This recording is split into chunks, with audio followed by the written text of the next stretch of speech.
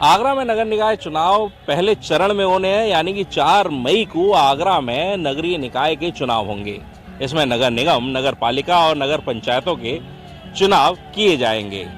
नगर निगम की बात करें तो इस बार नगर निगम के चुनाव ईवीएम के द्वारा होंगे, वहीं नगर पालिका और नगर पंचायत के चुनाव बैलेट पेपर से किए जाएंगे। वहीं आज से आगरा के नगर निगम में नामांकन के लिए पर्चों का वितरण शुरू हो गया है। ताज नगरी में प्रथम चरण में 4 मई को नगर निकाय चुनाव होने हैं, जिसके लिए नामांकन 17 अप्रैल तक होंगे। नगर निगम के मेयर और पार्षद पद के उम्मीदवारों के नामांकन नगर निगम में होंगे। नगर पालिका परिषद और नगर पंचायत के नामांकन की व्यवस्था संबंधित तहसीलों में की गई है। सुबह से ही नगर निगम और तहसील परिसर में विभिन्न दलों के उम्मीदवार पर्चा लेने के लिए पहुंच गए थे। आगरा नगर निगम में 100 वार्ड हैं। नामांकन की प्रक्रिया के लिए नगर निगम कार्यालय में 21 केबिन बनाए गए हैं। मेयर के प्रत्याशी के लिए अलग से सदन कक्ष में नामांकन प्रक्रिया शुरू हो गई है। नामांकन का समय सुबह 11 बजे से दोपहर 3 बजे तक रखा गया है। उम्मीदवार के साथ आने वाली भीड़ को नामांकन स्थल से 200 मीटर दूर ही रोका जा रहा है। नामांकन के लिए केवल निर्वाचक अभिकर्ता, प्रस्तावक और सहायता के लिए एक व्यक्ति को अंदर जाने की अनुमति दी जा रही है। नामांकन की जांच, प्रतीक आवंटन में भी प्रत्याशी के साथ एक अन्य व्यक्ति को ही अंदर आने की अनुमति दी जाएगी। दावेदार और समर्थक किसी भी प्रकार के अस्त्र शस्त्र नहीं ले जा सकते। जिलाधिकारी नवनीत सिंह चहल ने सुरक्षा व्यवस्था के कड़े प्रबंध रखने के आदेश दिए हैं। नगर निगम परिसर में बैरिकेडिंग लगाई गई है। तहसीलों में नगर पालिका परिषद और नगर पंचायतों के उम्मीदवारों के लिए इसी तरह की व्यवस्था की गई है। वहीं दोपहर जिलाधिकारी नवनीत सिंह चहल ने भी निरीक्षण किया। उन्हें सभी व्यवस्थाएं दुरुस्त मिली। उन्होंने यहां नामांकन के लिए बनाए गए 21 कमरों का बारीकी से निरीक्षण किया। सभी आरओ और एआरओ से बातचीत कर आवश्यक निर्देश दिए।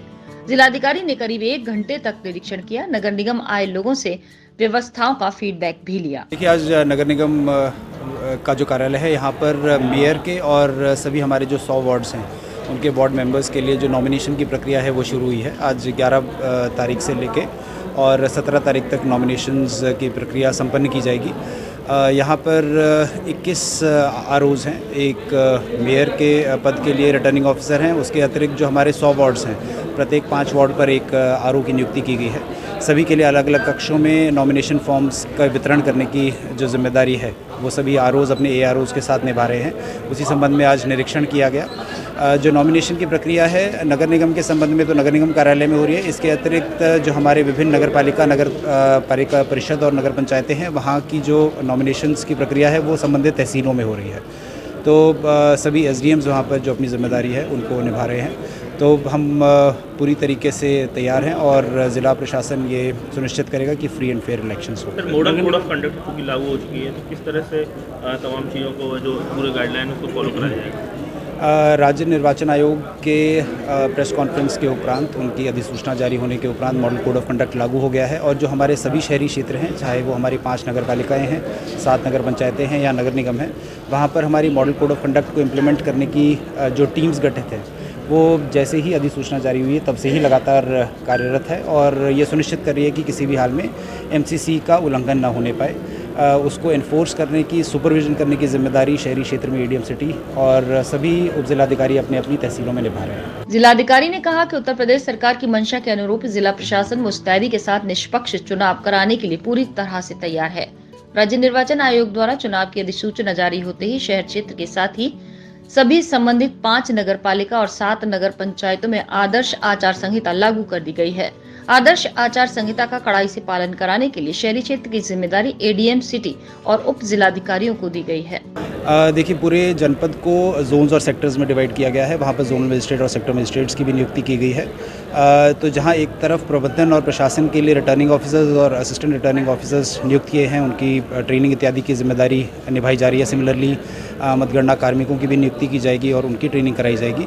सिमिलरली लॉ एंड ऑर्डर के पॉइंट ऑफ व्यू से मजिस्ट्रेट्स और पुलिस अधिकारीगण सभी जोन्स और सेक्टर्स में जो विभाजित करके जनपद को शांति व्यवस्था, कानून व्यवस्था के दृष्टिगत जिम्मेदारी निभाने के लिए नियुक्त किए जा रहे हैं, उनके द्वारा ये सारी व्यवस्थाएं सुनिश्चित की जाएगी। एक्स्ट्रा फोर्स भी सर मंगाया जाएगा?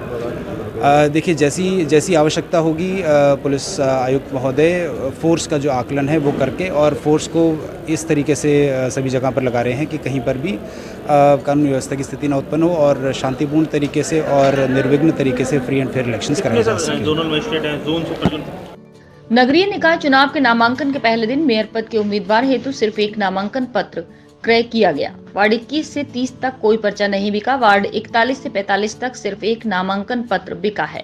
सबसे ज्यादा 14 पर्चे वार्ड 91 से 96 और 13 पर्चे वार्ड 1 से 5 तक के बिके हैं। वार्ड 86 से 90 और 31 से 35 तक 10-10 दावेदारों ने पार्षद पद के लिए नामांकन पत्र खरीदे हैं। पहले दिन कुल 134 नामांकन पत्रों की बिक्री हुई। वहीं नगरीय निकाय चुनाव की नामांकन प्रक्रिया शुरू होते ही कलेक्ट्रेट में कंट्रोल रूम बना दिया गया है, जहां पर एक नियंत्रण कक्ष और शिकायत प्रकोष्ठ की स्थापना की गई है। चुनाव प्रक्रिया संपन्न होने तक संचालित रहेगा। कंट्रोल रूम का हेल्पलाइन नंबर 0562 22 60 550 जारी कर दिया गया है। बता दें कि निकाय चुनाव के लिए आगरा में आज से शुरू हुई नामांकन प्रक्रिया 17 अप्रैल तक चलेगी। 18 अप्रैल नामांकन पत्रों की जांच होगी। इसके बाद 20 अप्रैल दोपहर 3 बजे तक प्रत्याशी अपना नामांकन पत्र वापस कर सकेंगे। 21 अप्रैल सुबह 11 बजे से चुनाव चिन्हों का आवंटन किया जाएगा। 4 मई सुबह 7 से शाम 6 बजे तक मतदान प्रक्रिया चलेगी। 13 मई सुबह 8 बजे से मतगणना शुरू होगी। ब्रजभूषण, आगरा अपडेट।